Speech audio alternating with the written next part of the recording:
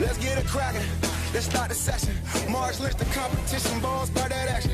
You can never debate it. This is actual fact. Stephen A. and Max Kale said they say it's a rap. I'm like, say what? Say what? What's up with all my haters? I'm a ball when I perform. So my jersey's in the air. I'm allergic to my haters. Every morning I prepare. Let the clothes I can wear just like them Oregon players. Yeah, quack, quack. What it do? Rap like it's nothing to it. Matter of fact, you can ask hard and I'm cooking too. Base guard cooking too. Nah, look at you. Great mind. They embrace mine like a crooked tooth. 4 takes, that's you. 3 takes, not me. 2 takes if you lucky. First take, stop me. 4 takes, that's you. 3 takes, not me. 2 takes if you lucky. First take, you got me.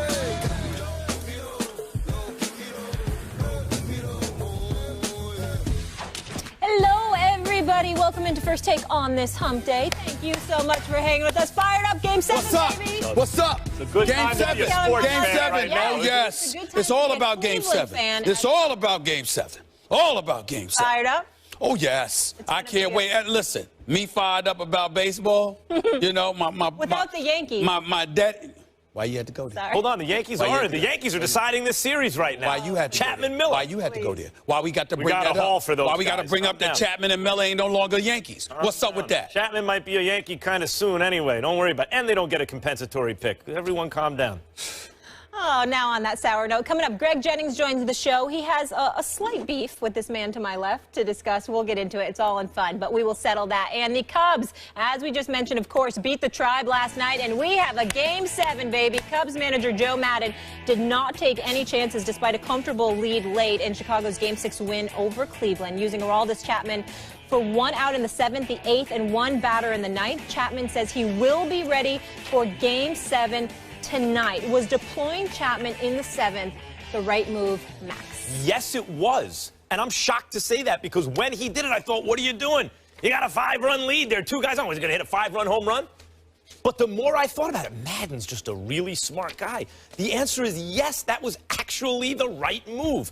Look, as Apollo Creed told Rocky in Rocky 3, when he wasn't training seriously enough for Clubber Lang, Stephen A. Smith, when he didn't have the eye of the tiger, there is no tomorrow. There is no tomorrow. The Cubs are facing elimination. It's not enough to say, well, someone else could get a couple of outs, or really, in that case, 1 out before they give up 5 runs, even with 2 guys on base, obviously. No. Those other guys don't give you your best chance to win right then. You cannot be thinking about Game 7 at that moment.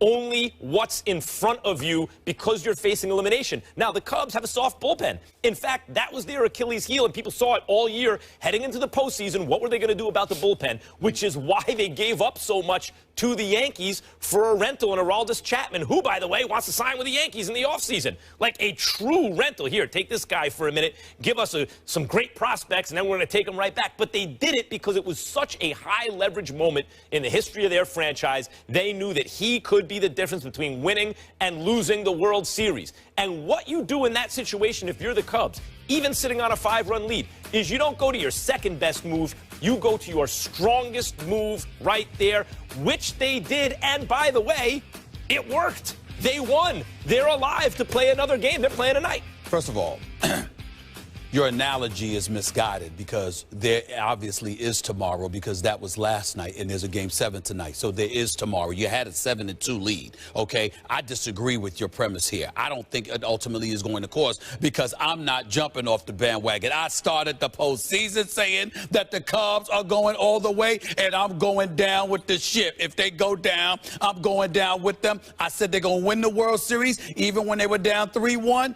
I've stuck to that premise. Now it's 3-3. There will be a Game 7. That's point number 1. Point number 2, stop with the damn boxing analogies. You are a brilliant man. You are an expert in boxing, but you know far more. It doesn't matter. You know far more than boxing. I don't want to hear no damn boxing analogies. But we can talk about that. But we can talk about that before the Pacquiao fight for Saturday night. Many lessons in life can be learned from Rocky 3. I understand. I understand. Oh, there's a couple of Rocky 4. I can give you a speech from Rocky 4 when he was talking to his wife, Adrian. You know when she said, "You can't win." I can talk about that, but I won't go there today. Here's the what I will stay, and that is on Aroldis Chapman. The man threw 20 pitches last night.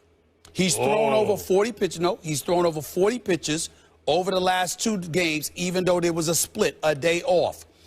there was something that you saw that seemed just a touch that was missing. When you talk about a Game 7, that's all it takes to swing the pendulum in your direction. The fact that he was put into that game with a 5-run lead, I think that's problematic. In the middle of the order coming. Wait a minute. In the middle of the order coming, which is what Joe Madden said that was the reason he put him in there. But my biggest thing is also this. Yes, all hands on decks or what have you, but you never know who you might need. Even though Lester's going to be available for Game 7 and Aroldis Chapman is going to be available for Game 7, you don't know if you're going to need more than those guys, if you're not going to need other relievers. And when you bring in Chapman in that particular situation, sometimes you compromise stuff managerially because you're not placing the level of confidence in other dudes that you should ultimately place in them. I don't think that it will be a death knell for the Chicago Cubs, but if I've got a 7-2 lead, I'm confident, and especially with the bat swinging. Addison Russell, 6 RBIs, a grand slam. Chris Bryant smacks a home run in the first inning, setting things off. You're seeing that the bats are flowing at this particular juncture. So if you're looking at it from that perspective, and you know that you have a 5-run lead, what I'm not going to do is bring my ultimate dude in, knowing that the probability of me getting to a Game 7 and needing him is very likely because I got a 5-run lead going into the 8th inning. I'm not going to do that. But you know what makes it more likely? And that's what I mean by there is no tomorrow. If you lose that game, makes it more likely if you bring Chapman in. Less likely if you don't. So what you do in that situation is give yourself the most likely scenario. Look, I'm not going to sit here and pretend that this was cut and dried. Using Chapman early the previous game, remember, they had a night off, was a very smart move, and not even a lot of people protested that. A couple of years ago, all the dummies in the sport, you don't bring in your closer in the 7th inning, which is ridiculous. Your relief ace should come in the high leverage moments. Wait a minute. That doesn't make folks dumb. They're flowing with conventional wisdom. Right. What they usually... Hold on. What they usually see managers do, and they're thinking that's the way. I'm talking about the managers, too. I'm just saying it doesn't make them dumb. That's very incendiary and very insulting to the managers and the baseball aficionados, Max Kellerman. Are you sure? Yes. What if that came out of the mouth of Tim Kirkjian? The great Tim Kirk. Would you say it's dumb then? No, you wouldn't. You know better. I would never insult Tim Kirk. Exactly. So be respectful. First of all, he might get you on a basketball court and embarrass you. That's true. He can play. Yes, he can. He can play, but go ahead. All right. The point is... He can play. He's true. The point is, as I was saying, a lot of the dumb people once upon a time thought you don't bring him in the if it's not the 9th inning. They brought him in the 7th inning. That's the proper way to do it. Right. The high leverage moments, that wasn't even controversial. It was more controversial that he didn't pinch hit Schwarber for Ross, right? Okay. Because the game seemed to be on the line there, and that turned out to be the right move, too. But don't compare the two. Well, don't compare the two. Because of the relationship between Lester and Ross and the way he throws to him, and he gave you a few more innings, and it worked out, and they won the game. That was controversial at the time, but it turned out to be the right move. This is his most controversial move of all. I'm not going to pretend it's not. It's a controversial move. Okay. But in the end, it's the right one. You have to get those outs now. You say he doesn't have confidence in the bullpen. Stop no one did. That's why they traded for him. Stop for a second. The fact that you're willing to concede is controversial. And the fact that we don't know the outcome of Game 7, you can't say it was the right move. Now, if they win tonight and Aroldis balls out, you have a point. But until then, you cannot say definitively that was the right move. Hold on, point. This is my point.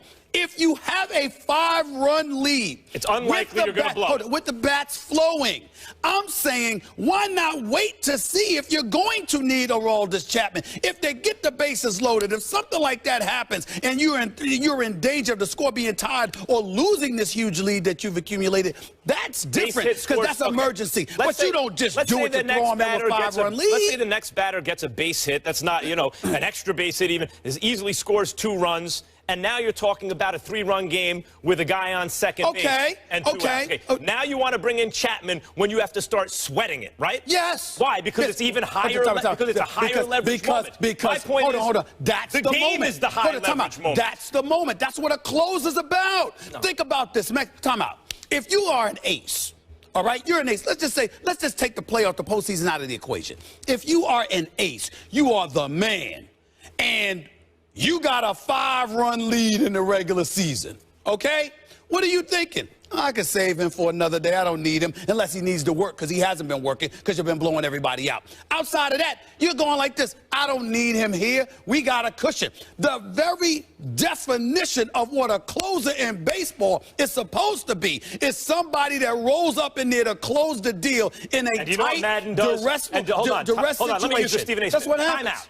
Do you know what a closer does? You know what Joe Madden does? You know what Madden does? Madden doesn't worry about these. This is why I said dumb. These stupid labels. It's the closer has to do this and the setup guy has to do. He's not worried about that. He's managing to win the baseball game. That's it. So he's not worried about the preconceived notion. You're wrong. And he's also you're wrong. And he's also you're wrong. And he's also not worried about being second guessed. He's worried about the Cubs winning the game, Max Kellerman, which they did. Max Kellerman, I would appreciate it if you stopped saying the sky is blue. We already know. What the hell you mean he's not managing for everybody else? He's managing to win. Who the hell doesn't know that? We all know that. You're putting a definition on the roles that he's supposed to define as players. He's not just managing to win the game. He's managing to win the series. There's no series. Wait a minute. We're saying you're up 7-2.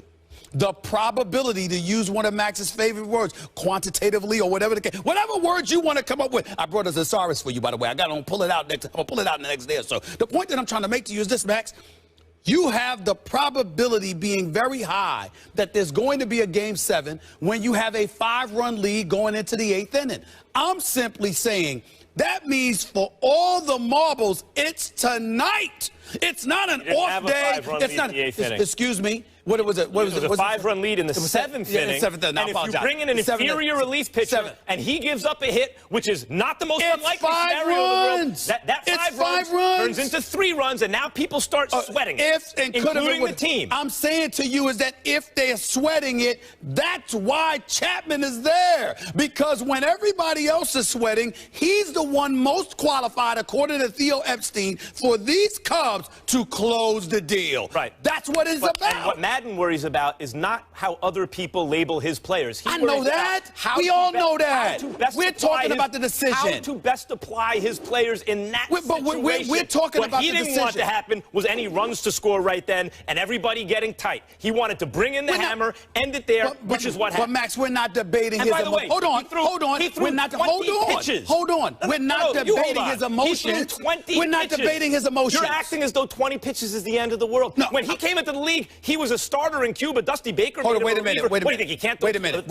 As much as you know about baseball, you're going to sit there with a straight face and act like it's not possible that throwing 40-plus pitches over the last 2 games for your closer couldn't potentially be detrimental in the Game 7? Is that what you're saying? It is possible.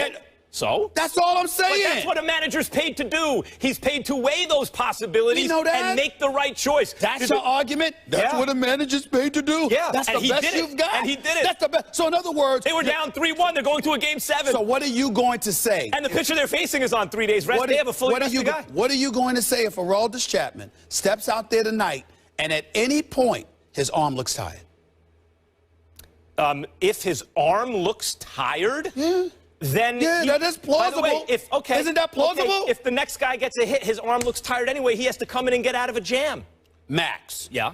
If Aroldis Chapman's arm looks tired, you're assuming. What are you going to say? What would you say if the pitcher came in and gave up a hit and the game tightened? They had to bring in Chapman anyway. Then his arm would still be tired.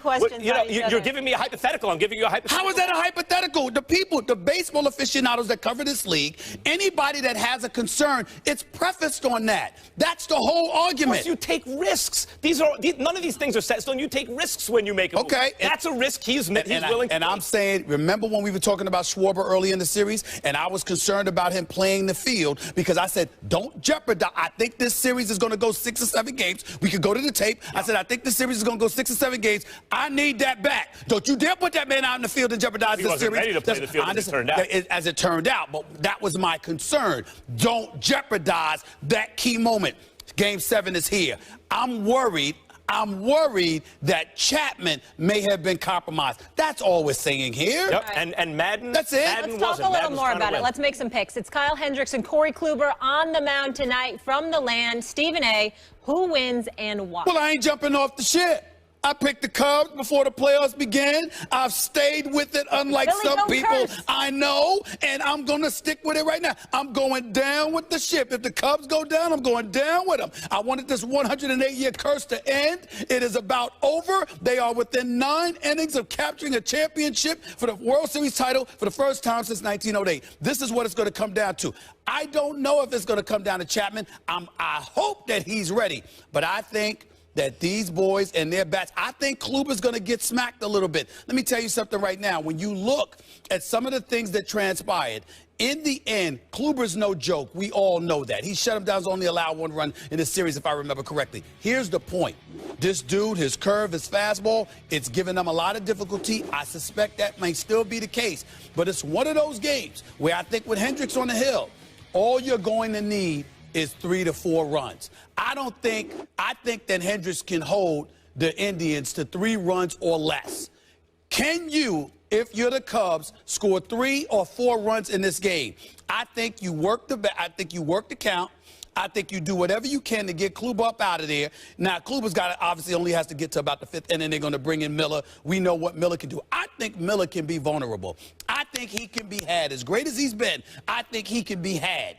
Because Kluber's stuff, to me, is more deadlier than his. I think if the Cubs can pull that off, which I believe they will find a way to manufacture 3 to 4 runs between Rizzo, between Bryant. Schwarber, back in the American League, can be your DH. He's going to get some at-bats. I believe because of that, they will find a way to manufacture about 4 runs or so. It will be enough, and the Chicago Cubs will close the deal tonight 4-3. They will win the World Series. You did take the Cubs from the very beginning, and I took the field. The reason, and the Cubs were the odds-on favorite. Cubs are the best team in baseball all year, but the best team doesn't always win. You always take the field against the best team in baseball. That's why they're the odds-on favorite, but they're not actually the favorite. By the way, my apologies. I said Chapman threw about 42. It was like 62 pitches in the last 2 games. I'm sorry. So go ahead. Combined, it was 42 and then the 20. Yes.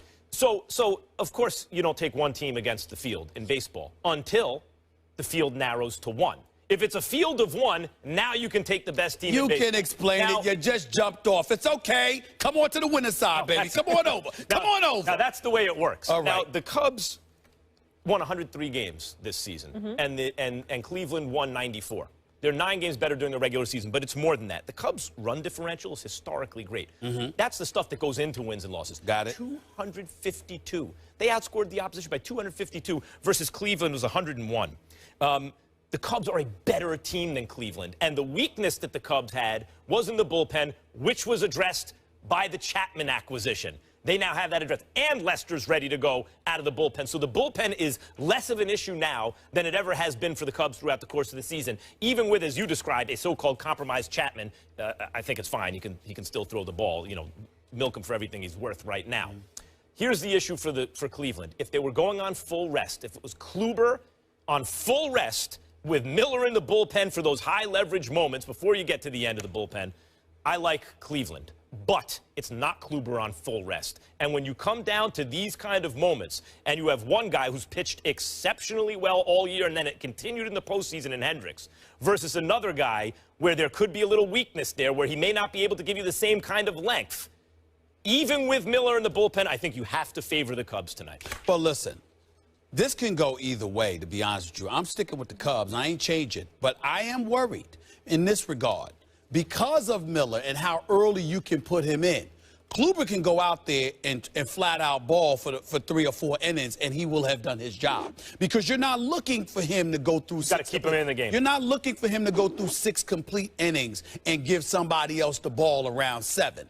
Kluber can literally just put in the work for 3 to 4 innings, and he will have done his job in a Game 7 because Miller's the kind of dude that can take you from the 4th through the 8th and then ultimately gives it to Cody Allen, you know, in inning number 9. So it's going to be dicey. It's going to be tough.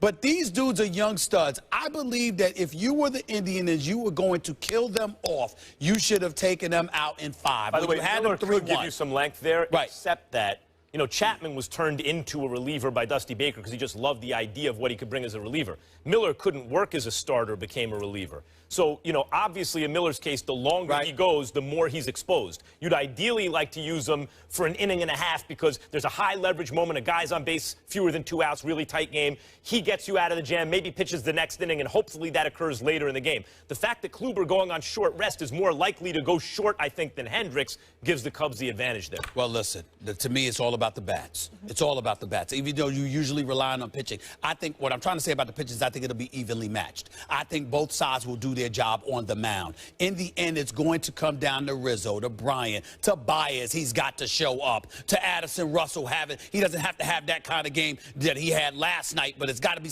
They've got to put a bat on the ball. I think they will do it when it counts. Whatever happens, that's going to be the deal. This is the most dramatic. I mean, how much more dramatic? I mean, this is special, man. This is special. I need to make it clear to the American people, though. We're all picking the Cubs, but to be clear, Stephen and I want to see the Cubs win. You don't. No, I want to see Cleveland win in the worst kind of way. It's nothing against the Cubs fans in Chicago, like that 108-year-old woman. You're just cruel. You're just cruel. It's okay. No, you're just cruel. Bandwagon Cubs fans, like those bandwagon Red Sox fans.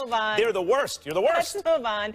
Head over to Twitter, weigh in. Who do you want to see win Game 7? Are you with Stephen A. or Max? We'll share those votes a little bit later in the show. But coming up, LeBron had a little Halloween party, took the opportunity to troll the Warriors at the same time. Check out the costumes right there. We'll let you know if the guys like LeBron doing this or not.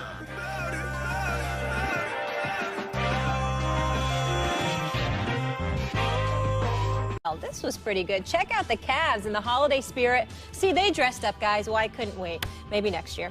For LeBron's annual Halloween party Sunday night, the team even got creative with a little decorating. Check this out. A skeleton on a drum set with the words 3-1 lead written on it. We all know what that's about. And cookies with a Steph Curry and Klay Thompson tombstone. How cute. So how did the Warriors feel about being trolled? Well, Klay Thompson said more power to them. I already got enough fuel. I don't need more. Enjoy. Curry simply said, I'm just going to keep it quiet, shaking his head and laughing. Stephen A., do you like what King James did here? No, I don't. You know, it doesn't make him a bad guy or anything like that. Let's not get beside ourselves. But he's feeling himself, and he should be. He's a three-time champion. He came back from a 3-1 lead. He's a Finals MVP. He was absolutely sensational. He's the best player in the world. He has a right to do that. Here's what I don't like about it. I look at it from the standpoint, you are very, very lucky. Now, in fairness to LeBron James and the Cavs, the Golden State Warriors were very, very lucky because I firmly believe that if Kyrie Irving were healthy, first go round, when they lost to Golden State that year, 2 years ago, I personally believe Cleveland would have won the championship. But I also believe that if Draymond Green had not gotten suspended last year, that the Golden State Warriors would be sitting here today as reigning defending NBA champions. Now, notice the situation, Max. I don't believe in either situation would either of them have been reigning two-time defending NBA champions. I believe that both of them would have won championships. It just would have split. I believe Cleveland would have won the first. Happen. That's right, exactly. I think Cleveland would have won the first go-round if Kyrie hadn't been down, and I think Golden State would have won last year if Draymond Green hadn't gotten suspended. So I'm not trying to throw shade on anybody. I'm simply saying you lucked up. And so when you sit here and you think about that and then you throw that out, actually, initially, I didn't even think LeBron was talking about the 3-1 and overcoming it. I thought he was saying it because I didn't see it until yesterday, and I thought he was talking about the Cleveland Indians being up 3-1. And I said, man, he's going to jinx them. He's going to jinx them. You see what I'm saying? That is kind of funny. That's what I was thinking about. I didn't realize that he was talking about the Golden State Warriors. But since everybody said, oh, no, this was before Cleveland went up 3-1, I said, oh, he was talking about the Warriors. The nerve. How dare him do such a thing? Who the hell does he think he is? Draymond, Steph, Klay? You better not take that. And I would like it, but at the same time, they'll turn around and they're not going to acknowledge that they were trying to throw shade on the Golden State Warriors or anything like that. If you're going to be at it, you're going to butt heads, let's go all in. I don't think that's something that he's going to do. I think he's going to be relatively timid about it when they ask him about it and he comments about it. To me, it's just one of those situations. Appreciate the luck that you had because the Golden State Warriors are coming, and I don't believe that the Cleveland Cavaliers, as presently constructed, could beat them in a 7-game series this go-round. I think in order for the Cavaliers to beat the Warriors, they're going to have to tweak the roster at least a little bit. We'll see what they do, but it's like, damn, you know, you're kind of lucked up to be talking some smack. I like that. You know, because you got to be, by the way, Max, I say that because I'm not knocking LeBron for doing so because it worked. But at the time, I thought he totally instigated that stuff with Draymond Green, and Draymond Green should not have been suspended. I should not have been suspended. Glad you brought that up. That's right. I love this from LeBron. And I hope everyone, kids, boys and girls, appreciate what you got in LeBron because you're going to miss it when it's gone. Yes, you will. He has elevated his overall game and mastery of this. And by this, I mean the NBA basketball competition to absurd levels. You know, because you and I are on the same page that Jordan's the greatest ever, it's very unlikely LeBron would ever get there, and you've already ruled that possibility out. That doesn't make me anti-LeBron. He's amazing. Let's take this, for example. I love this. You know what LeBron did last year? You bring up lucky Draymond got suspended. Yeah, he was provoked. Was that an accident? You got a hot head on the other team? Provoke him. Sun Tzu, Art of War. That's fair. Right? Enemy's angry? Provoke him. Yes. That LeBron, and by the way, it's different from luck of an injury because that's something that should be, ostensibly, it's within the player's control. But if you're a hothead, I'm going to provoke you. Kevin Love, I need to get him going. Game 5, we're going to sacrifice Game 5 in Toronto if we have to get Kevin Love going because I'm going to need him to win the finals. Doesn't work? Okay, forget it. We'll close this thing out in Game 6 and we'll improvise, which he did and he won. Steph Curry, he's a little hobbled. He was not 100% himself, but okay, that happens. What are you going to do about it? LeBron James dunked all over his world and then screamed on him. And Steph had no response. Actually, it was the screaming was when he blocked his shot. But go ahead. Oh, excuse me, you're right. Dunked on his world, blocked his shot, and screamed on him. Yeah. That's right. I got you. Yes. Wasn't screaming, but it was. What's the Wu-Tang? It was a beautiful moment. What's the Wu-Tang I was line? actually proud of LeBron at that moment. I was actually proud of LeBron at that moment. That touched me. I was like, yeah, this is how it's supposed to be. That's right. This is how it's supposed to be. Like when I quote rap, right? Yes, sir. Scream on like your dad. That's right. He screamed on him like he was his dad. Okay. I mean, that's what he did. And Steph did not answer. He bullied him. Bully LeBron. So what is LeBron doing here with this move? I talked about a muscular move yesterday. A muscular move. Yes, explain that to the audience. Because everybody doesn't understand that, Mr. Columbia Ivy League education. Fine. Explain. Well, a muscular move is one move that accomplishes many purposes at once. Got it. So Belichick trades somebody I call it a boss move. That's right. We got it. He sends a message to the clubhouse. He lets to the team. He lets the backup come in who he likes better. He saves money. He gets a draft. It's a muscular move. Muscular move. This is a muscular move by LeBron because not only is it meant to antagonize the opponent, to demoralize the opposition, to sow the seeds of doubt because he recognizes he's going to need more than just basketball to beat these guys this year, but it also uplifts his own team. In his own locker room, these guys get confident because they see their leader with their chest out, who's reminding them that they just pulled off the impossible. This fully mature LeBron, the reason he's able to still perform on this level, though I contend he's physically not quite what he once was, physically he's in slight decline, is because has such mastery over all facets, including the psychology of the game. Come back. I'm not refuting anything that you say. Matter of fact, that may very well be one of the best points you've ever made on this show. It's few and far between. Dead clock is right twice a day. I'm proud of you. Very way to go. Way to go. But be clear. I get what you're saying. That's not where I'm going. Here's why I don't like it, because I love what you said, and I love to see that from a champion. The problem is embrace it. What happens with LeBron is LeBron will do, and then when you call him on it, instead of being a pariah with the black hat and like, let's go, I don't give a damn, you'll try to couch it. That's what I don't like. See, I like dudes that are not only bad boys, but don't mind how you feel about it, because they don't care, because they like wearing the black hat and being the bad boy. What I'm saying is, if that LeBron is the dude that send out that Hollywood post with, that Halloween post with the 3-1 and all of that stuff and say, yeah, we the champions, what you gonna do about it, Draymond? What you gonna do about it, stuff? And not only are we the champion, we coming to repeat. We don't give a damn what you have to say. Don't get me wrong, their record is showing it. Their production on the court is showing it. They're 4-0. And by the way, we keep talking about LeBron James. There's this dude by the name of Kyrie Irving, who to me, Steph Curry and those boys, and Klay Thompson to a lesser degree, should be flexing over, because Kyrie put it on them. Kyrie averaged 27 in the finals. Kyrie bust their butt. period. You can say, no, don't get me wrong, they got off certain games, but Kyrie Irving outside of game 2 was a model of consistency. His brother brought it. And this is the dude, this is that 1-2 punch. And by the way, Kyrie's the closer on Cleveland, not LeBron. Kyrie is the closer, okay? He's the dude. Don't get me wrong, LeBron James takes you there, but then Kyrie sits there and goes like this. Big bro, you ready for me to close this deal? And he does it. So let's not forget who iced that game. I understand that. Oh, no. Game 7. Okay, at the free throw. No. LeBron at the free throw line. Draymond with a hard foul with the wrist. That's true. Iced it with that free throw. That's true. No denying that, but I'm just talking about the three-pointer. I'm saying that's what I'm saying. All I'm saying to you is this. When you look at it from that perspective, understand and appreciate what we're going. I'm saying it, when you wearing a black hat, don't deny it. Well, because I want them to come at him. And I want to see how he responds on that level. Even there, Stephen A., I disagree with you because I think you're forgetting a detail, a very important detail, which I'm surprised about in your. Go ahead. LeBron is the face of the league. LeBron is the NBA. I mean, he is the Jordan of his era.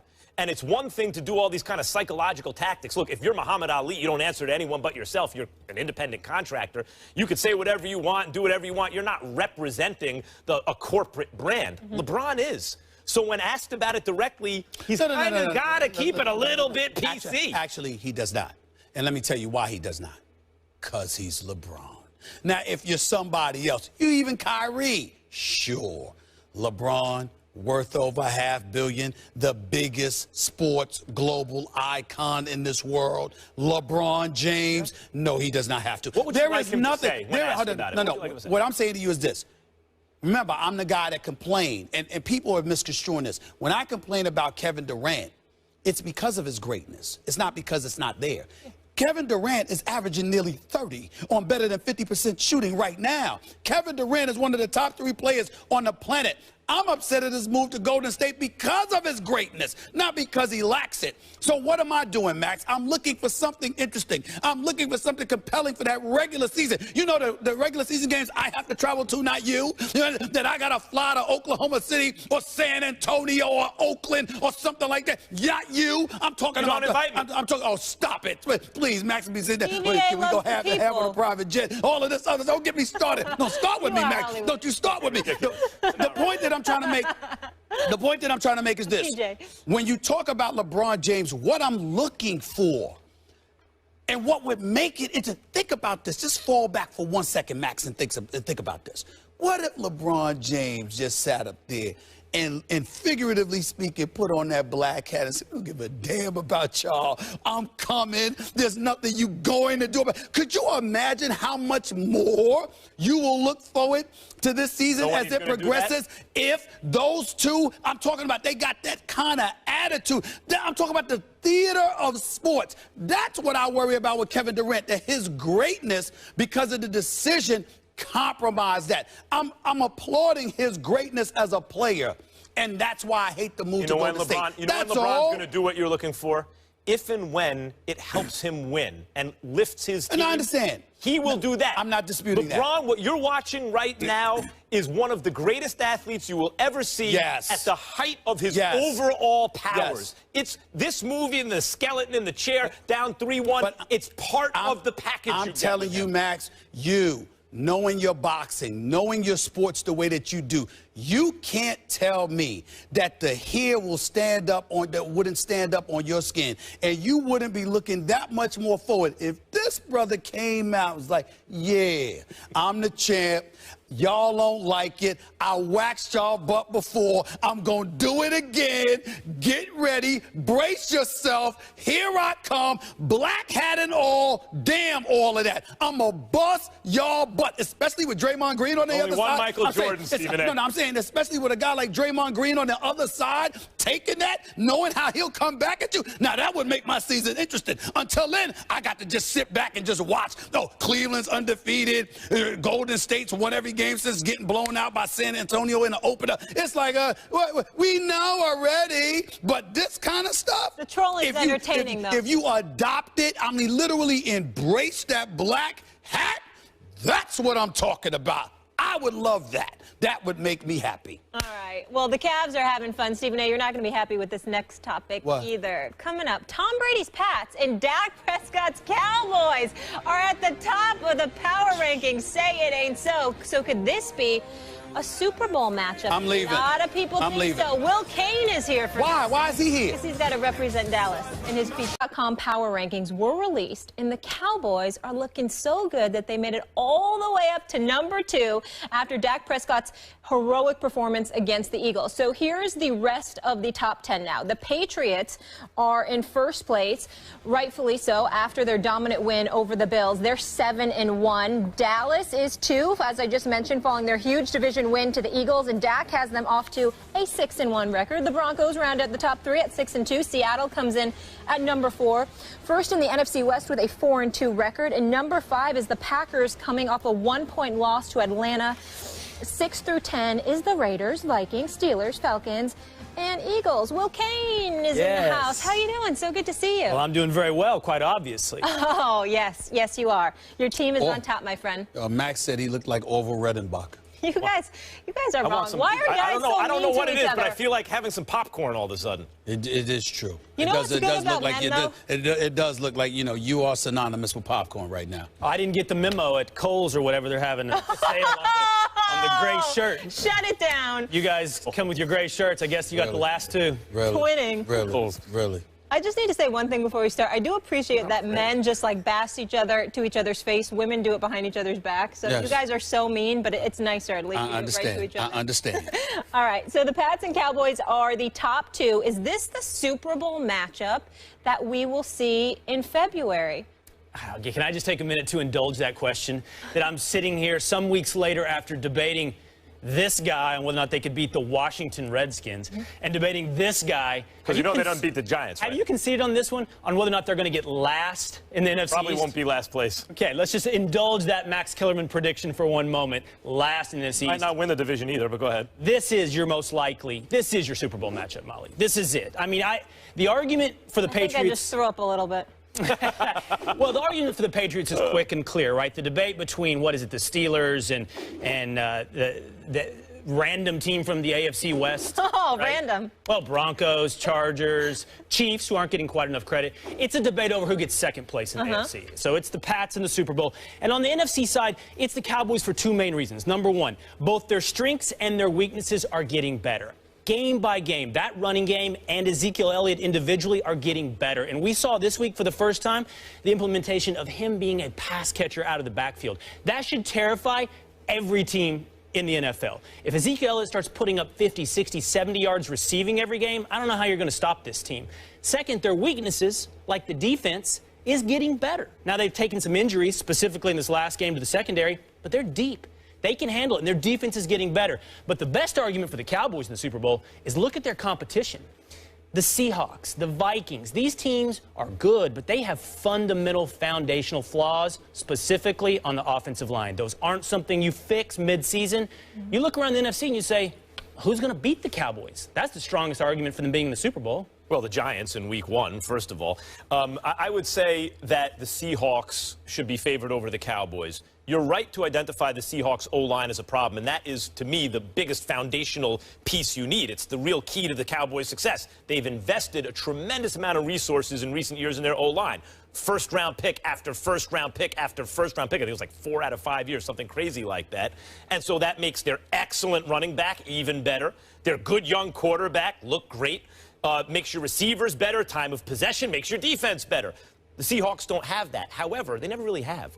Seattle's, under Pete Carroll, their philosophy seems to be, we're not going to invest a lot in the offensive line. In fact, they trade away some pieces on the offensive line. We're going to get guys who we think are good enough, and we'll coach them up throughout the season. And with chemistry throughout the season, they will get better when we need them to get better. And in fact, that's true. An O-line is the position where, through playing together, if they stay healthy over time, they can be a different O-line at the end of the season than they are in the beginning of the season. And in every other respect, I like the Seahawks better.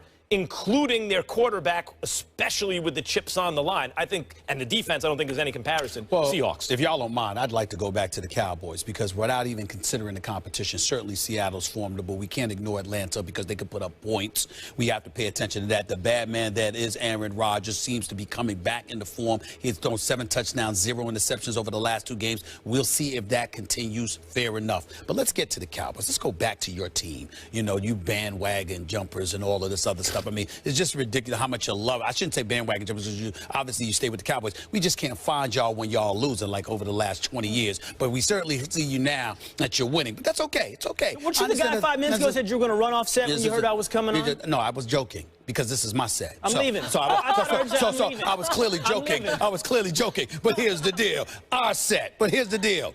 Oh. Let's understand something. When you talk about the Dallas Cowboys, we make so much noise about their defense. You lost a safety. You lost a corner now in Claiborne. He's out as well. You lost Church. You lost Claiborne. This is a defense that's ranked number 7th. But that is a very deceptive number. And let me tell you why. When you have such an incredible running game and you can move the chains, you're keeping the defense off the field, which keeps them from being exposed. You know what's my greatest argument to that? Philadelphia Eagles. Look at how awful they were defensively last year.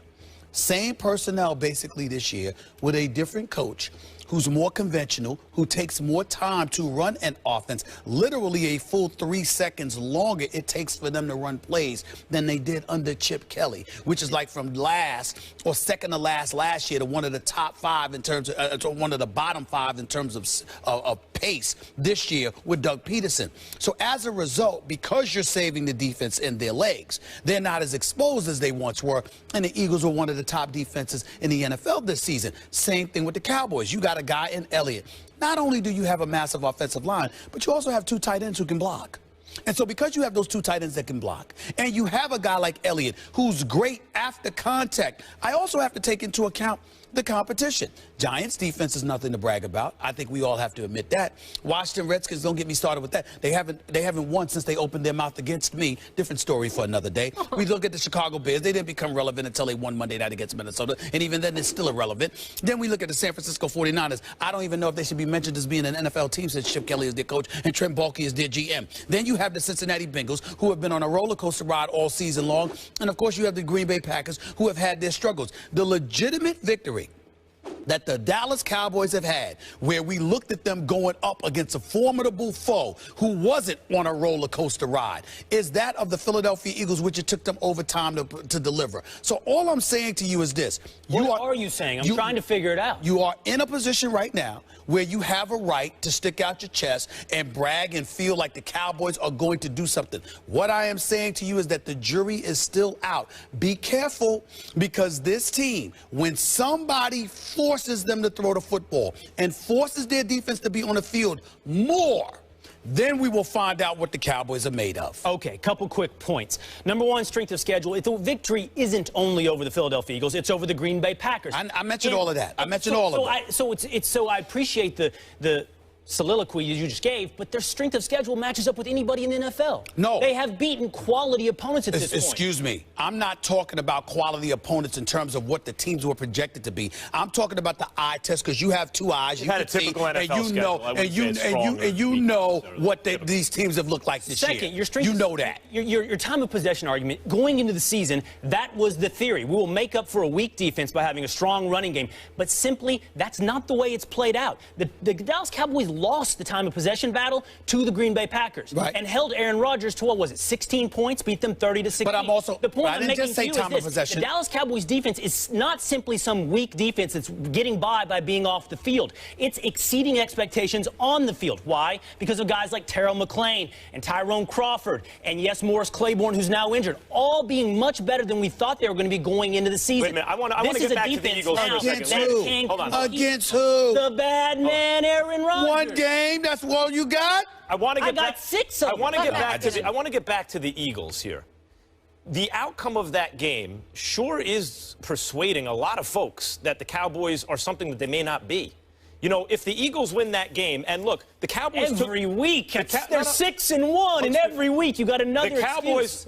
You had excuses when they were losing. Hold on. Why can't we have excuses when they were winning? One, I wasn't here. Hold on. When they were losing. Oh, excuse me. The Cowboys handled you then like I handle you now. You can't, please, I'm still waiting. The Cowboys took advantage of what the Eagles gave them, but the Eagles gave it to them. The Eagles receivers couldn't hold on to the ball. The corner even dropped what would have been, the interception would have salted the game away.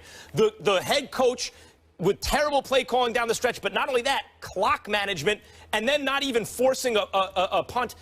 They gave you that game. In fact, if anything, you know, if a Martian came down from outer space and had to decide who was the better team that day, they'd said the Eagles are better than the Cowboys. I mean, the fact that the Cowboys are second on this list and the Eagles are 10 is baffling to me.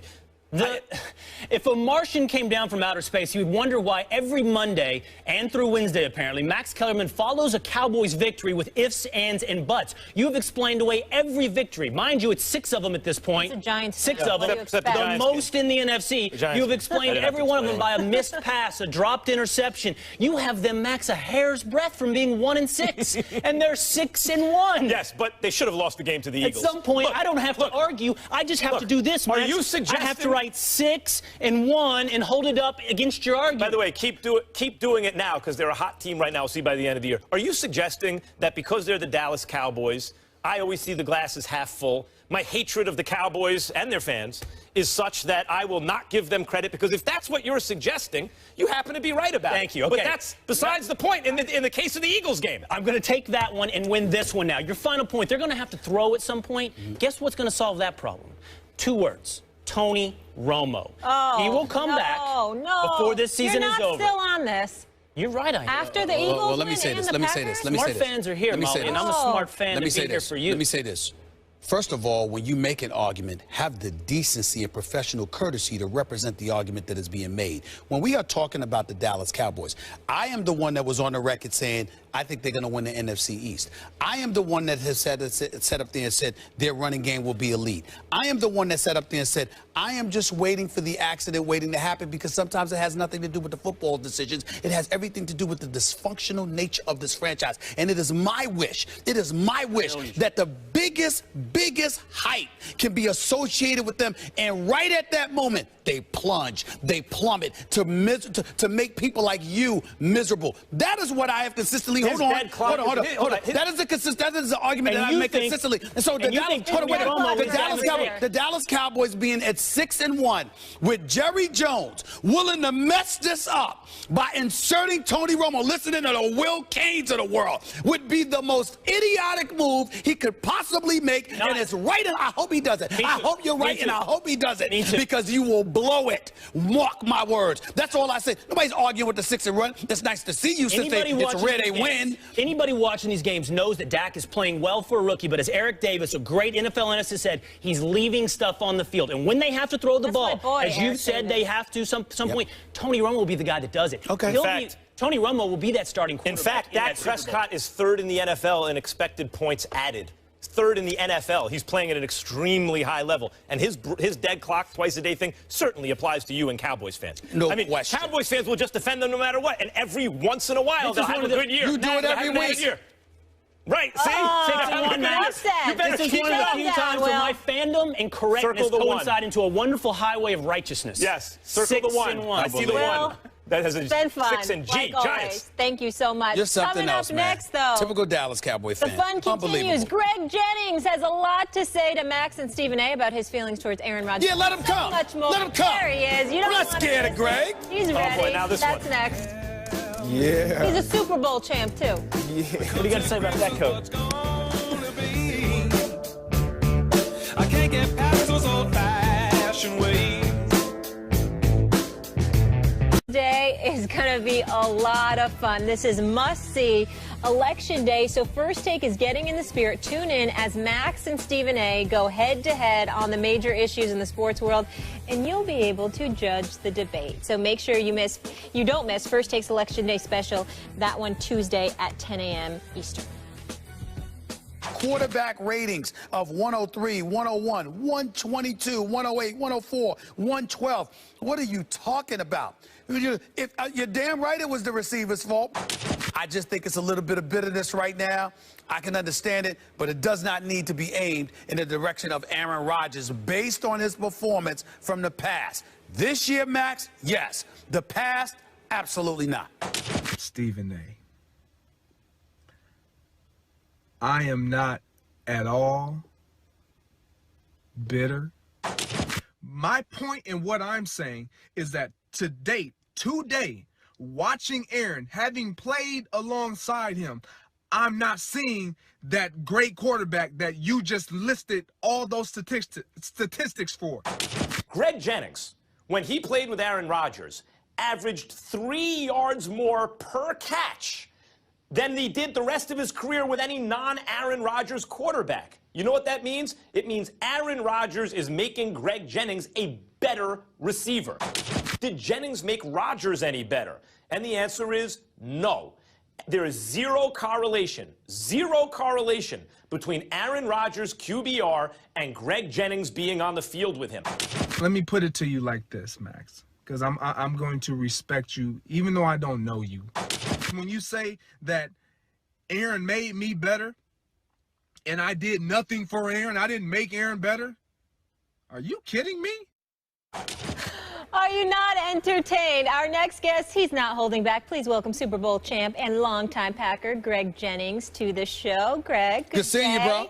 Good to see you. Good to see you, bro. What's happening? I'm glad you came. I'm glad you came. Do me a favor. Please set the record straight and tell us how you really feel about this Rodgers conversation.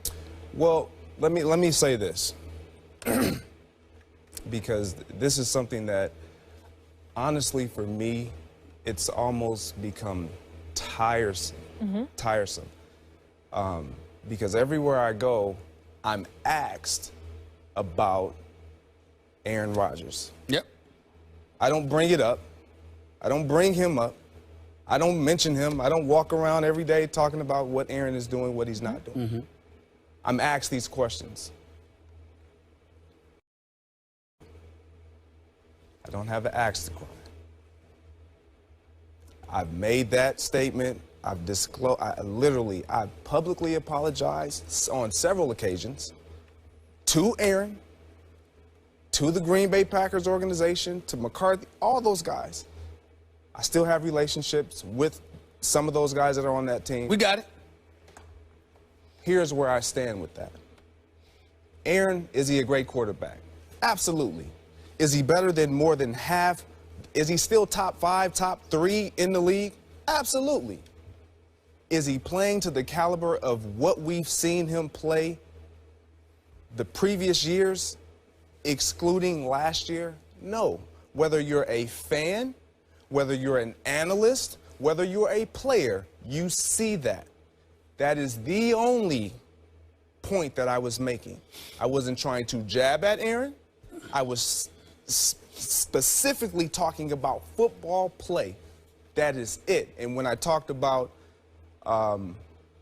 what went on in the past when I was there, yes, as a player, that's how we felt. It wasn't that Aaron wasn't playing well. It wasn't that his QBR and all these quarterback ratings that came out wasn't off the chart. Yes, they were. But how we felt when we were in that locker, excuse the we, how I felt when I was in that locker room, we didn't get it. We didn't get the credit. And then for you to say he made me better and I did nothing for him, I look at you like this. I'm not saying I made Aaron who he is. No, absolutely not. I would never say that. But for you to make that statement, that is absurd, because when you look at his performance, the first thing that everyone looks at is, well, his receivers aren't getting open. So obviously he needs those guys too, just like they need him. Is he a great quarterback? Absolutely. We know that. But he needs other players around him to play at the caliber and the level that he's capable of playing at, and they need that from him. Bottom line. There's nothing wrong with the content of your analysis, I don't believe, in that respect. And I liked very much the video you made in answering Stephen A. and me. I thought you presented it very well. And you must be sick and tired of saying, I kept apologizing, I don't have an axe to grind. And everyone keeps bringing that up. Let me tell you a little bit about I won't speak for Stephen A. about my process. I start with a hunch. It's a hypothesis. And then I research it and look to see if there's evidence supporting it one way or another.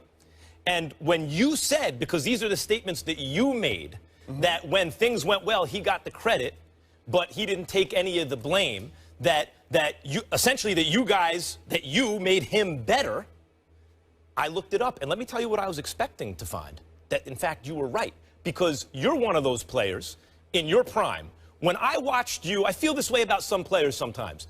He's never considered the best at the position, but damn, when I'm watching Jennings, hard for me to imagine who's better than that. You can't tell me that there's something better than that. So I am a huge fan of your play. But when I looked it up, the evidence said that in fact you didn't make him better, that he made you better.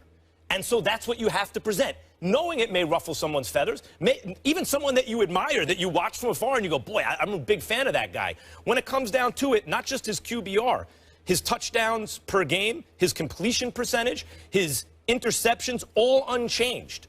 With you there, with you not there. But you, on the other hand, 8 targets a game with him, 5.7 without. 73.3 yards a game with him, 46.6 without, etc. Are we now comparing Aaron Rodgers to the quarterbacks that I've had when I left? The Ryan Tannehills? No. Well, yes. Teddy Bridgewater? Is this the Christian Ponder? Matt Castle? Josh Freeman for one night? I mean, no disrespect to any of those guys. But they ain't Aaron Rodgers. Really? Right, but I consider you an elite receiver. So without you, there should be some drop-off at some point, but there wasn't. So now, you're taking a common-sense approach. Max, you really think that if you replace me with just another receiver, that doesn't make the quarterback worse? That's a totally fair point for you to make, because common sense says that would be true. But every team is going to have a lead receiver. So the question is not whether you are better than an average receiver. The question is, did you make Rodgers better than another lead receiver that Rodgers has had to play with make Rodgers? And the answer, according to the evidence, really is no. Quick. Go ahead, because I want to get in, but go ahead. Really quick, I know you do. I never made it about me. You made it about me. I've never been a me, I guy. We all know that sitting here at this table. That is true. My point was we collectively, what we had with the Jermichael Finley, with the myself, with James Jones, with Jordy Nelson, with Donald Driver, and you can keep going on and on and on. Collectively, that's what made us great. He doesn't have that right now. So if you took myself out, it didn't matter because we had so many pieces. If you took a Donald Driver out, it didn't matter because we had so many pieces. If you took Jermichael Finley out, it didn't matter. We had so many pieces. Now, you take one of those guys out of that current roster, it matters because they don't have the depth. They don't have the arsenal. So that's my point when I say the level of play is going to drop. It's not because of me. Hold on. I'd like to follow that up, but go ahead, Stephen A., because My man. What's happening? I appreciate it. We've known each other for years, Max, so, I mean, we've talked about this off the air. My brother, you brought this on yourself. That's the key that's being escaped here. I'm not here to refute his numbers, and I'm not here to refute your points. But you did bring this on yourself. Let me tell you how. When I pose the question, I give an honest answer? No, that's not where I'm going. Okay, go ahead. Because I have no problem with the question, nor do I have a problem with the answer that you gave, because it was accurate about Aaron Rodgers this year. Right. But when you alluded to the past, by virtue of bringing up the past, we have to go to your past. Not statistically, because we know you could ball. We know that you were an all-pro playing with that man. Like you said, he could throw the ball all day, but if a brother ain't getting open, what good does it do? Right. Fair enough. Here's the problem. You went to Minnesota. A, you didn't necessarily have to leave. B, and more importantly, when you got there, what did Leslie Frazier feel the need to talk to you about when he was a head coach? When I was bitter. Well, that's what I'm saying. Okay. So what I'm saying is that when you brought up the past, I'm not saying because you're a class act and we know that you apologize and all of that other stuff. Ain't nobody going there. I'm simply saying that when you bring up the past, then we got to harken back to what you said when you left. And so if we're looking at it from that perspective, even though you apologize and even though you make very valid points about the present day, the reality is that you were coming across as saying, look, y'all, Aaron Rodgers could ball, but damn, y'all giving him entirely too much credit. And we're like, wait a minute. You already apologized for alluding to that in the past. Had you not apologized and you stuck to that, we wouldn't have had anywhere to go. But you said, I apologized okay, was how I came off. The things that I said about leadership, all those different. Well, those are the intentions, those are the important components of a quarterback. Right. Now. But I've never said that those weren't true. Those weren't my feelings. I apologize in the manner of which I said them, because where I was I angry? Was I bitter? Yes. Do you two know why? No, because you weren't inside that locker room. I'm saying you told me. You told me why. I would like to That's why I know, because you told me. One of the things about being like an analyst now, right, who can work on TV, but also very recently being a top-flight player, is that you will be judged not only as, when you bring up your experiences with these guys, your play will be judged, as I did when I tried to, give you the analysis of how you were and how he was without you guys. Now, you can always counter with, well, you weren't privy to what was going on behind the scenes. But as an analyst, you can't just leave it there. You then have to fill us in on the details, or else, we're just supposed to accept your representation. I'll go a step further. When you talk about Aaron Rodgers and you talk about how he had to have some cats, all right, and whether it was you or anybody else, it was all of y'all there. Let's hold on. Let's keep this in mind. Behind the scenes. I'm saying, but let's keep this in mind. Got a minute. Now, what's Jordy Nelson doing? He ain't the same. Randall Cobb elevated to that number one option. He ain't the same. That's what I'm saying. What happened behind the scenes that you're talking about? That's getting into the whole political Donald Trump. I understand. No, we don't do that. That's what happens in the locker room stays in the locker room. Understood. What I want to do right now. Wait, what are Can we have a gist of what occurred, though, to even defend yourself? Did you guys ever hear Aaron Rodgers say, "I want to keep Greg here"? No. Okay, so as playing with him for that many years, that hurt. You didn't have loyalty. No fan looks at that. That's a very that's a T.O. Donovan McNabb comparison. I don't care. I don't care who you are. That feels to us like you're salty. But what I'm saying, no, that was then. Yeah. That's what I'm saying. So what are you saying about Aaron Rodgers in the locker room? Because that's what you seem to be alluding to without giving us anything. You're just saying accept my representation. Before the season started, I was asked about Aaron Rodgers because nobody talks about when I talk great about him, and I said he's the best quarterback in the game at the beginning of the season, before the season started. I didn't hear you saying it. I didn't hear nobody saying, "Oh, Greg saying Aaron Rodgers, he'll take Aaron over Brett." I didn't hear anybody say anything about that because it wasn't news. It wasn't something that was like, "Oh my goodness." I actually did. My point, without getting sidetracked. My point right now, what I want to set the record straight on is this. Is Aaron Rodgers a great quarterback? Absolutely. Do I have an axe to grind with Aaron Rodgers? No, I do not. To date, because I know him and I see the play that everybody else is seeing. Has he played to the level that we are accustomed to seeing? Greg, no. Real quick, we have to go to break, but is it fair to say that you were salty at the time because you didn't see loyalty from your man that you played with all those years and he didn't fight for you? Absolutely, I said that. But that's so far in the past. I'm not dwelling on that. What I give my responses to what's asked of me has nothing to do with the past. I have one quick question. Was Aaron Rodgers a problem in the locker room? Did you have a problem with Aaron Rodgers in the locker room? No. Okay. We'll leave it there.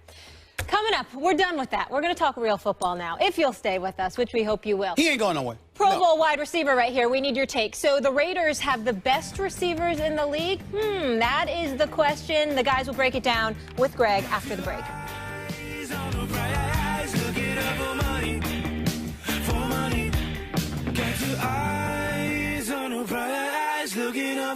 Debate is over.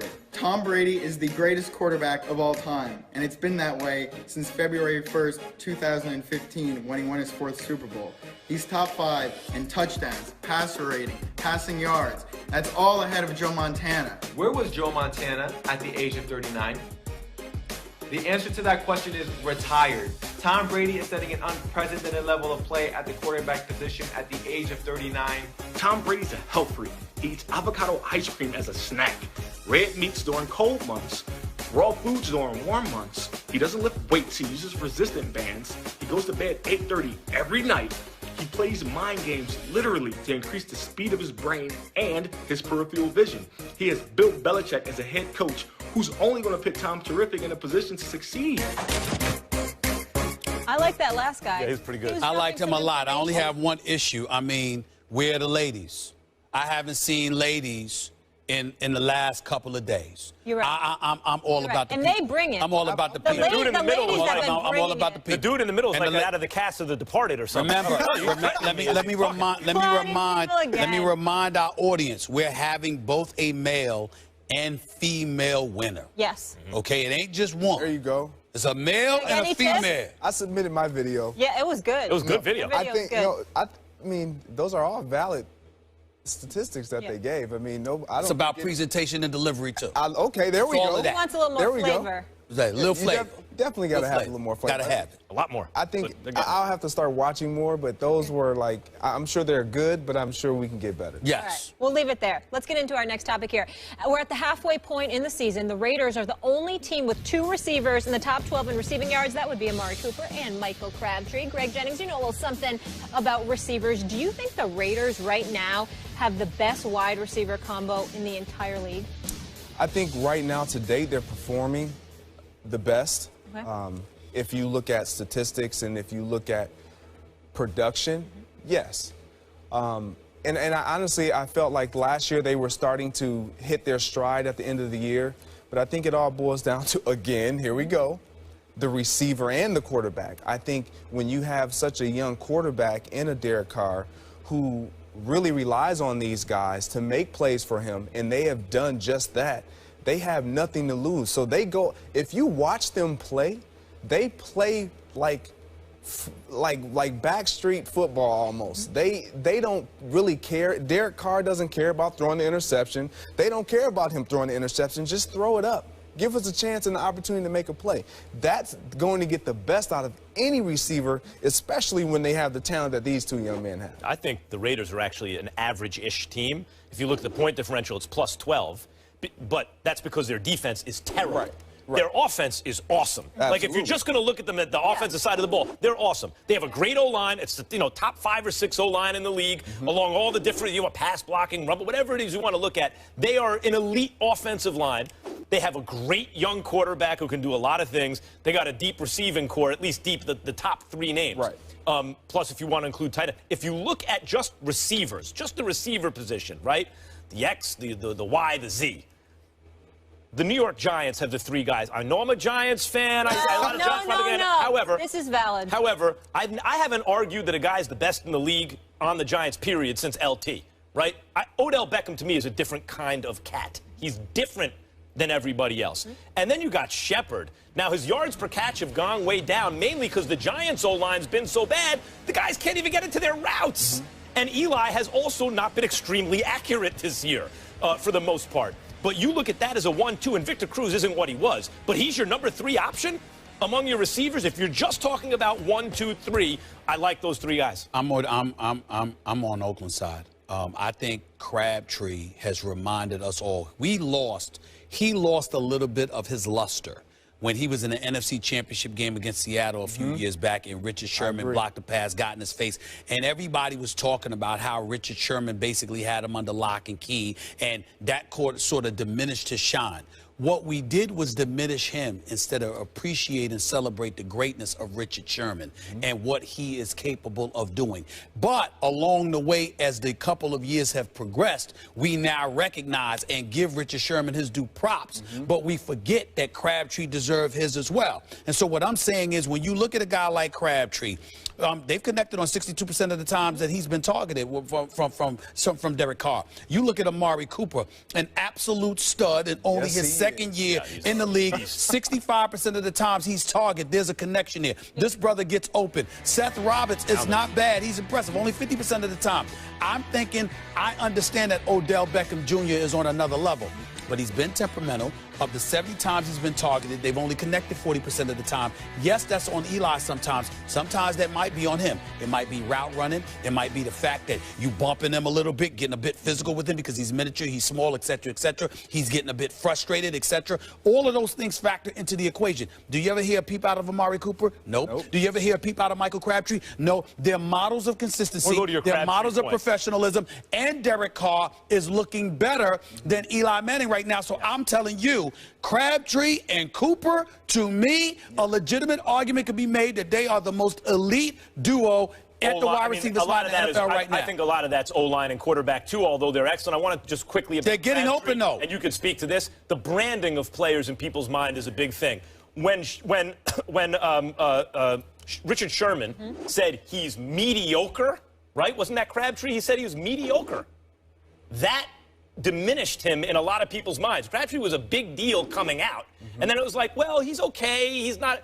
And once that mediocre thing got put on him, I think it diminished his brand as a receiver. But, you know, enough patience, and his brand's looking pretty good right now. Yeah, here's my thing with Crabtree. I don't think that he's ever been a mediocre receiver. I think he's had mediocre play at quarterback. I mean, when you look at who was throwing him the ball, he's never really had a legitimate quarterback. Don't get me wrong. Colin Kaepernick, he was great. He was a great splash. But he's not a great quarterback. He's a run-first quarterback. He didn't fit Michael's Crabtree style of play. Now you have a Derek Carr throwing him the ball with, as you alluded to, an exceptional offensive line. They're going to get it done every time. I'll touch this point about Odell Beckham and Sterling Shepard. I said at the beginning of the year, I thought he was going to be one of the best young rookie receivers that played this year. With having said that, I think Odell, he's when you look at leveling out the playing fields and balancing each other out, he's carrying so much load and so much weight. He's getting so much attention and so many more opportunities that we only see Odell. No one really sees Sterling Shepard. But when you look on the other side and you see Oakland, you see Amari, you see Michael, you see these guys like back and forth, and that's when you're balanced. That's when your quarterback, man. I have salt, pepper. I can dish it anywhere. And it's not just that, Greg. I think people are making the mistake of assuming it's just your offensive line. It's not like Derek Carr is sitting in the pocket taking pictures and calling this woman and all that. Listen, these dudes are getting open. Absolutely. They're getting open. I like this debate. It's a good one, but Giants have no time to get open, but all right. It's a toss-up. We'll leave it there. That changes. You're just salty about Colin Kaepernick. You know who I'm with. G-Man. Greg, thank you so much for being with us. Absolutely. Good job. It was a lot of fun. Yes, Packer fans, man, I love Aaron Rodgers. Send us some more videos, would you? Those are good. It's all right to have them on your back. Yeah, Stephen A., get off his back. What's the matter with you? It's all right to have them on your back. Tell them to kick rocks. Yeah. Oh, no doubt about it. You know what I'm saying? I mean, listen, there's some they're going to love you, some of them going to hate. So what? That's the way so life what? goes. Suck it up. That's the way life You going to do this, right? Absolutely. All right. All right. You know what I'm saying? What comes with it? Coming up, Kevin Durant says he and Russell Westbrook are still brothers. Not sure how Russ feels about that one. We'll break down KD's comments Cain and Abel when brother. First Take returns. Good point, Matt. Do it now and don't wait for later. No, lend a hand to your brother, man. Over there. We're going to get into it right now because tomorrow night, Kevin Durant will take on his former team for the first time, and he wanted to make it clear to everybody that he doesn't have any issue with Russell Westbrook, telling the San Jose Mercury News, quote, "We were brothers. We are brothers. I love Russ. I don't care what nobody say. I don't care what he say or what the fans say. All that stuff I hear is lies. All that stuff. I'm taking shots at the Thunder or Russell. It's just there to try to separate us. They did it when we were playing together. They tried to separate us. So obviously they're going to do it even more now. Come on. I don't have nothing against Russell. So what should happen when they see each other tomorrow, Max? Well, I think Russell Westbrook has to be cordial. I don't think he has to, I think anything else, if he, brushes him off or makes a show of it, I think he's playing himself a little bit because that means it really got to him. The idea that they're brothers, I mean, what KD is saying here, you don't treat your brother that way. Your brother doesn't find out from the media or from some other way that you've made a decision. You would talk to that person and consult them first, even if they're just your close friend, let alone someone you consider a brother. So KD here is coming off as either inauthentic or really naive about his relationship with Russell Westbrook, who does not seem to reciprocate the love right now for KD. I don't think, Stephen A., that Russell Westbrook needs to blow him off or anything and play himself, show sportsmanship, and go bananas on the court, which is what Russell Westbrook's going to do anyway. I don't think he needs to take it beyond that. Let me say this, okay? When you think about Kevin Durant, let me look into the camera, and I got to get this over with. Kevin Durant is not a bad guy. Kevin Durant is a very good guy and a superstar player. You handled this wrong, bro. It's just that simple. That doesn't mean you need to be excoriated. It doesn't mean that you need to be vilified into perpetuity. It doesn't mean any of that. But you handled it wrong. You walked around for 8 years acting like this dude was your little brother. And maybe he is. But for him to find out via text is bad enough. Keep in mind, that's not what Russell Westbrook told us. When asked after he had agreed to re-sign with Oklahoma City and they had that big celebration outside the arena, when Russell Westbrook was asked about Kevin Durant, he said, I found out when y'all found out. So that's Russell Westbrook telling the world, I didn't hear from Kevin Durant. I heard from everybody. I found out when y'all found out. That's bad. Plain and simple. Kevin Durant, this is not the media. This is not the public vilifying him. This is not people trying to create a divide. This is Kevin Durant making that call and choosing to handle it in a way that he handled it. And here is the part that Kevin Durant, I don't believe, is getting. Kevin Durant should not be accused of taking a shot at Russell Westbrook. What Kevin Durant should accurately be accused of is being insensitive to the fact that it's going to be perceived as you taking shots at Russell Westbrook. Therefore, you should guard what you say and what you do more out of respect, love, and deference to a teammate that you call your little brother. Let's look at this. He's also being unaware because he continues to say his name. Well, that's what I'm saying. Well, it's again, if it's not Stop that saying. No. It's not the fact that he's saying his name. It's that you have to be sensitive to what you put the dude through. When Kevin Durant walked out of Oklahoma City, you had to know that everyone was going to assume it had something to do with Russell Westbrook. So Russell Westbrook, therefore, was subjected to a level of scrutiny because you're perceived as the dude who ran away one of the top 3 players in the world, accurate or not. And then Kevin Durant comes with this quote. I love Russ. I love his family. They all know that. I never did anything morally wrong. I never backstabbed him in real life. Never did anything behind his back. Never told anyone anything about his character. Never did any of that. I just left the team. That may be true. But the problem is that wasn't the way that it was perceived because you couldn't go to the man. What should happen tonight? What should happen? Well, to me personally, if the classy thing to do would be for them to shake hands. If I'm Russell Westbrook, I don't want to. The reason I don't want to is not because he left. It's because how you handled it. If it was you, what would you do? And it's tomorrow night. Me personally, I might talk to him after the game, but what I'm doing is I'm not shaking hands before the game. I'm going right at him because I want you to understand we are at war.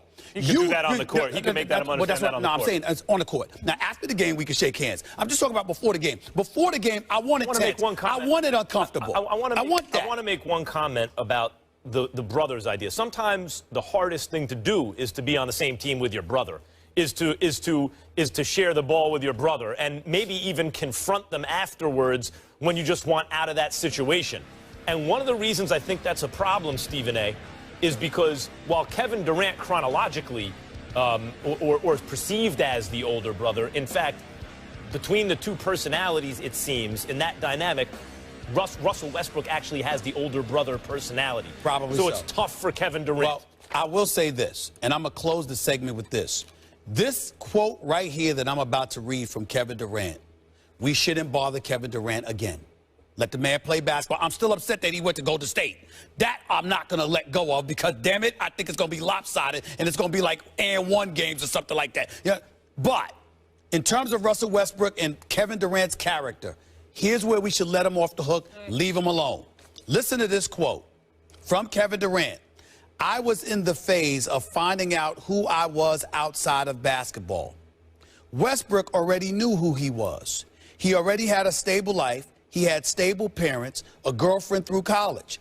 I didn't have none of that stuff. I'm trying to find out who I am, which I didn't know, which is not a bad thing. He knew who he was. That is an incredibly honest, heartfelt statement from a class guy who happens to be a superstar in this league. I got nothing else to say about Kevin Durant. That is very aware and that's genuine, and I can respect that from Kevin Durant. Is he referring to the moment where he made the decision? Because I hope who he is someone who would tell his guy, look, this is what I'm going to do. But I think if he doesn't shake his hand real quick to your earlier point, it doesn't necessarily mean he got to him. It could just be like, I'm not really down with you. I don't respect you. Just saying. Coming up, this is going to be good too, gentlemen. Ronda Rousey hasn't fought since being knocked out by Holly Holm nearly a year ago. Now she's saying she's almost ready to hang him up before a fight. Is this a good look? We'll get into it. Let's get it cracking. Let's start the session. March list the competition, balls by that action.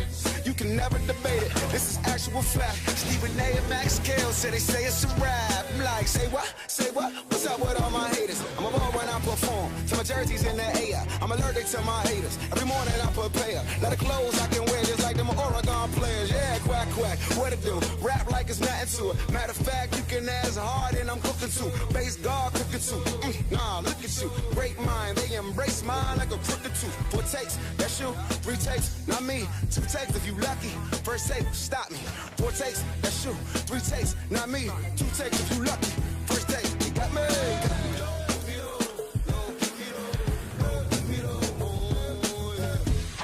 Hello, everybody. Welcome into First Take on this hump day. Thank you so much for hanging with us. Fired up, Game 7, What's up? baby. What's up? It's a good Game time to 7. be a sports Game fan 7. right now. Oh, yes. It's It's all about Game 7. It's all about Game 7. All about Game 7. Fired up?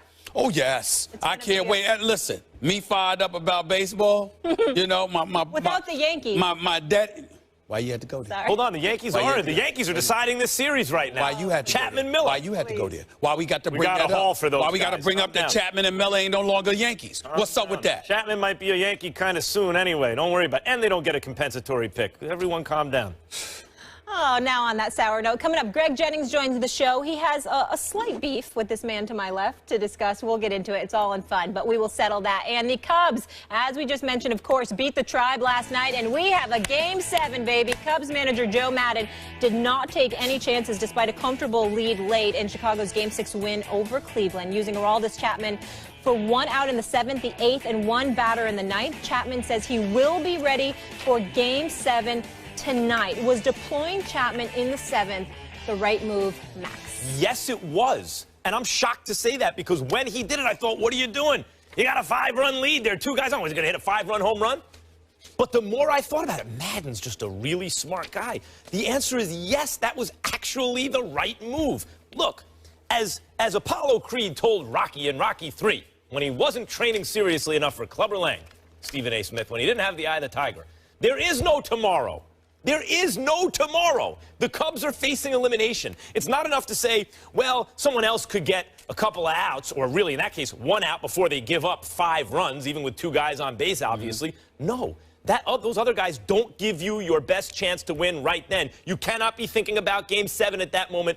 Only what's in front of you because you're facing elimination. Now, the Cubs have a soft bullpen. In fact, that was their Achilles heel, and people saw it all year heading into the postseason. What were they going to do about the bullpen? Which is why they gave up so much to the Yankees for a rental in Aroldis Chapman, who, by the way, wants to sign with the Yankees in the offseason. Like a true rental. Here, take this guy for a minute. Give us some great prospects, and then we're going to take him right back. But they did it because it was such a high-leverage moment in the history of their franchise. They knew that he could be the difference between winning and losing the World Series. And what you do in that situation, if you're the Cubs, even sitting on a 5-run lead, is you don't go to your second best move. You go to your strongest move right there, which they did. And by the way, it worked. They won. They're alive to play another game. They're playing tonight. First of all, your analogy is misguided because there obviously is tomorrow because that was last night and there's a Game 7 tonight. So there is tomorrow. You had a 7-2 lead, okay? I disagree with your premise here. I don't think it ultimately is going to cost because I'm not jumping off the bandwagon. I started the postseason.